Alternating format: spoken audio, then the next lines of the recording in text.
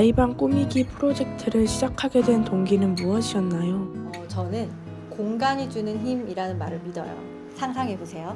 큰 통창이 있고 그 통창 너머에 너무 예쁜 나무와 꽃들이 심어져 있어요. 그리고 그 창가에 1인용 편안한 소파 하나, 그리고 사이드 테이블이 있다면 아마 책을 한 권 꺼내서 읽고 싶을걸요? 평소에 책을 안 읽고 싶었던 사람이라도 말이에요. 이게 바로 공간이 주는 힘인데요. 도다미네 플레이스는 우리 아이가 책이랑 친해진 아이였으면 좋겠다, 책을 즐기는 아이였으면 좋겠다 하는 부모들의 니즈를 받아서 아이방에 이런 공간을 만들어주는 것부터 시작했어요. 이렇게 해서 아이방 인테리어를 하다 보니 몇 가지 중요한 요소들이 생기게 됐는데요. 아이방 인테리어를 하다 보면요, 두 가지 요소가 아주 중요합니다. 하나는 그 방이 가지고 있는 물리적인 요소, 이 방이 직사각형인지 정사각형인지 혹은 비정형의 방인지, 그리고 이 방의 크기가 2평인지 3평인지 4평인지에 따라서도 달라지죠. 그리고 또 하나 더 중요한 것이 바로 이 방 주인의 기질, 성향, 라이프 스타일이에요. 그래서 저는 아이방 가구 배치를 할 때 항상 아이의 나이, 성별, 그리고 이 아이의 성격, 성향, 그리고 어떤 것들을 좋아하는지, 어떤 컬러를 좋아하는지를 많이 물어봤었어요. 그런데 이렇게 가구 배치를 하다 보니 약간의 아쉬운 점들이 생기기 시작했는데요. 바로 주 양육자가 의외로 아이의 기질을 면밀하게 파악하지 못하는 경우가 상당히 많았다는 거죠. 혹은 그걸 알고 있다고 하더라도 실제 아이의 성향과 다를 때도 있었고요. 그래서 이런 아이의 기질이나 성향 파악을 조금 더 전문적으로 받아보면 어떨까? 그리고 그 결과를 가지고 전문가의 의견을 들어서 이런 것들을 반영해서 가구 배치를 해보면 어떨까? 이런 아쉬움과 생각을 가지고 있던 찰나에 리틀마인드 우에이리 대표와 커피를 한잔 하게 되는 그런 계기가 생겼어요. 그래서 이런 이야기를 했더니 저희 도다미네 플레이스가 가는 방향과 리틀마인드가 가는 방향이 상당히 비슷하더라고요.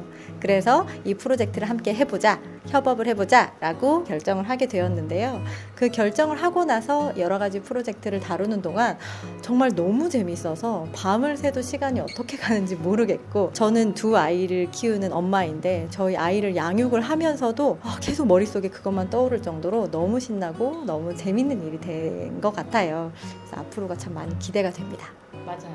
같이 하게 될 때 사실은 저희가 원래 개인적인 친분이 있어서 커피 한잔 하자 이러고 근황을 좀 체크하다가 이렇게 재밌는 걸 하고 있었구나. 근데 저희 리틀 마인드의 방향이랑 너무 맞는 비슷했어요. 거죠. 네, 왜냐하면 저희도 아이의 성향이나 기질에 맞춰서 최적의 발달을 제공하는 거, 그게 저희 어떻게 보면 가치이기 때문에 공간이 주는 힘, 그걸 저도 되게 동의하고 있고 그걸 함께 간다면 좋은 시너지 낼 수 있겠다라고 생각했고 굉장히 설레면서 작업을 시작하게 되었습니다. 아이의 성향을 고려하여 방을 꾸미는 것의 중요성에 대해 어떻게 생각하십니까? 아이의 성향을 고려한 공간 구성이 중요한 이유는 다들 아시겠지만 우리가 어릴 때 내가 쓰던 이불, 뭐 침대, 그 감촉, 그리고 책상에 처음 들어오던 날, 생각보다 이거 기억하시는 분들이 꽤 많으세요. 저도 기억이 나요. 그래서 어떻게 보면 공간이 주는 정서적인 기억이나 경험은 아이의 인생에서 굉장히 행복한 기억이기도 하죠. 맞아요. 그만큼 공간이 주는 힘이 굉장히 크다는 이야기도 해요. 근데 사실 아이의 방을 꾸밀 때 쓰는 주체는 아이지만 꾸미는 건 어른들이 보통 하잖아요. 그럼요.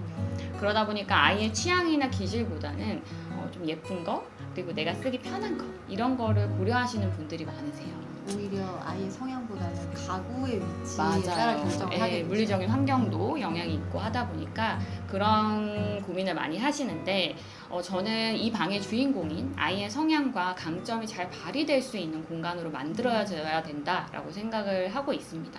예를 들면 좀 활발한 친구, 에너지가 많은 친구인데 조금 집중력이 딸리면 어머님들이 그런 거 물어보세요. 어떻게 하면 얘가 조금 산만하지 않고 집중할 수 있는 공간 만들 수 있을까요? 이런 질문 상담에서 참 많이 물어보시는데, 그런 친구들에게 집중하라고 아무것도 없는 독서실 같은 분위기를 주시면 사실은 집중하기 더 어려워하거든요. 에너지가 많은 친구들은 그 에너지를 적절하게 분출할 수 있도록 구성을 해주시는 게 더 도움이 돼요. 그만큼 우리가 알고 있는 것과 우리가 원하는 것과 아이의 기질에 잘 맞는 건 다를 수 있다는 얘기죠. 저는 아이의 성향과 취향을 고려해서 공간을 설정해 주신다면 아이들의 창의력과 상상력, 그리고 집중력까지도 같이 가져갈 수 있다라고 방이라고 생각을 하고 있어요. 어떻게 아이의 성향을 파악하고 그에 맞는 방을 꾸미는지 먼저 아이에 대한 기본 정보를 받게 돼요. 아이의 나이, 그리고 성별, 그리고 아이가 좋아하는 거, 그리고 아이 방의 위치, 이런 환경들에 대한 정보를 먼저 받고요. 그 다음에는 이제 아이에 대한 조금 더 딥한 질문을 저희가 하게 돼요. 요즘에 좋아하는 게 뭐고, 어떤 활동을 목적으로 하고 있는지, 이 방을 통해서 어머님이 원하는 게 뭔지, 이런 것들을 저희가 수요를 받고요. 그 다음에 전문적인 검사를 좀 시행하게 돼요. 기질 검사라던가 뭐 이런 검사들을 시행을 해서 정말 그 아이가 갖고 있는 기질이나 성향을 파악을 하게 됩니다. 그 파악이 끝나면 저희가 회의를 해요. 그래서 이 아이에게 필요한 소품, 가구, 공간의 흐름, 조명 이런 것들을 선택하고 그거를 이제 배치하는 작업을 이제 맡아서 해주시고 계세요. 네, 맞아요. 이걸 배치를 하는 과정에서도 그냥 저희가 배치를 하는 것이 아니라 이런 기질의 아이라면 침대는 벽에 붙이는 게 훨씬 더 도움이 돼요. 이런 피드백을 받기도 하고요. 그리고 이런 친구예요. 그러면 가벽을 쓰고 싶은데 전체를 다 막는 가벽이 좋을까요? 아니면 낮은 가벽이 훨씬 더 이 아이의 뭐 불안도를 낮추는데 좋을까요? 라고 질문을 했을 때 이렇게 바로바로 피드백을 해주십니다. 그럼 거기에 맞춰서 아이의 성향이나 기질을 고려해서 이 최종적인 아웃풋이 나오게 되는 거죠.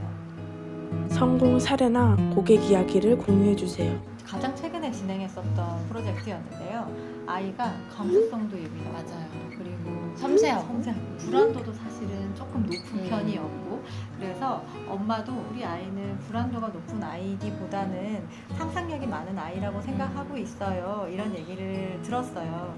그래서 이제 기질 검사를 진행을 하고 거기에 토대로 방 배치를 해드렸었는데 방 배치를 해드리고 그걸 처음 솔루션을 딱 받으셨던 그 어머니가 했던 말이 옆에 계셨으면 안아드렸을 거예요. 맞아요. 이런 얘기를 하시더라고요.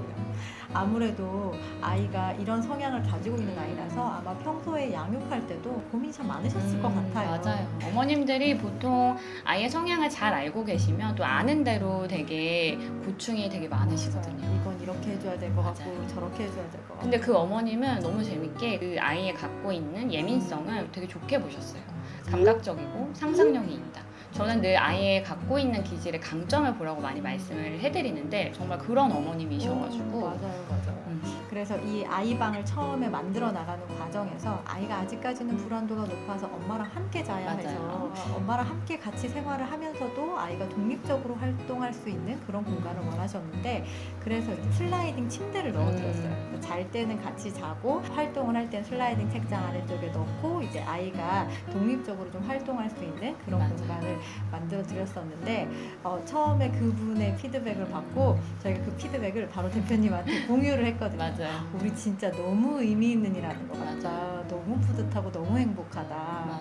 그리고 저는 되게 오랜만에 내가 되게 가슴 뛰는 일을 하고 있구나 이런 나도. 생각도 되게 들었고 그 공간 상상이 되는 거예요. 이 공간에서 아이가 조금 더 편안하게 조금 더 즐겁게 생활할 거를 생각하니까 너무너무 의미가 있고 너무 기분이 좋더라고요. 그리고 그 아이 같은 경우에는 처음에 그 아이만의 공간을 따로 만들어주고 싶지만 밀폐되어 있는 공간이면 아이가 불안할까봐 걱정을 하셨었는데 되려 여러 가지 이런 회의를 통해서 나온 솔루션으로 딱 그걸 보셨을 때는 이 공간 못 만들 줄 알았는데 만들 수가 있었네요 라고 얘기를 하셔서 정말 이 일은 우리는 즐거워서 하는 일이지만 누군가에게는 삶의 터닝포인트가 될 수 있겠다 라는 측면에서 다른 여러 가지 케이스도 더 다뤄보고 싶고 맞아요. 많은 분들이 여기에 더 많이 관심을 가져주셨으면 좋겠다 이런 생각을 하게 됐던 것 같아요. 아이방 꾸미기의 주요 가치는 무엇이라고 생각하십니까?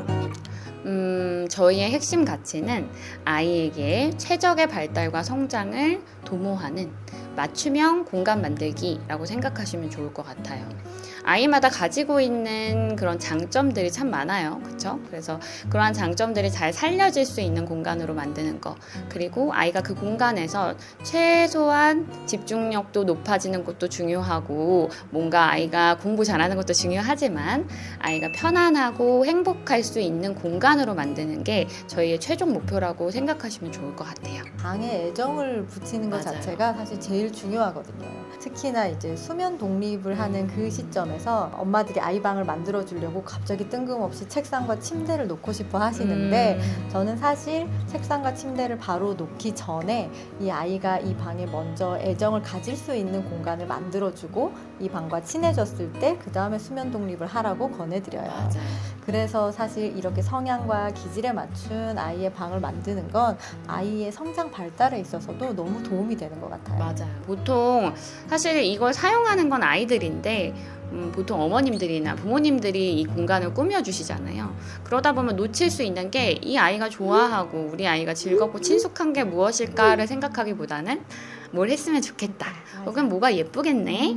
뭐가 실용적이네. 라는 부분에 초점을 맞추시는 경우가 많거든요. 그것도 중요하지만 아까 말씀드린 이러한 아이를 고려한 부분 그리고 내가 직접 선택한 색깔, 내가 좋아하는 것들을 채워주면 정말로 아이들이 그 공간을 굉장히 친숙하고 편안하게 느끼기 때문에 그렇게 챙겨주시면 좋은 팁이 되지 않을까 생각하고 있어요. 한 번 또 방을 만들면 최소 10년 이상은 그 맞아요. 방에서 쓰잖아요. 처음에 스타트를 어떻게 다 끊어주는 거가 정말 중요한 것 같아요.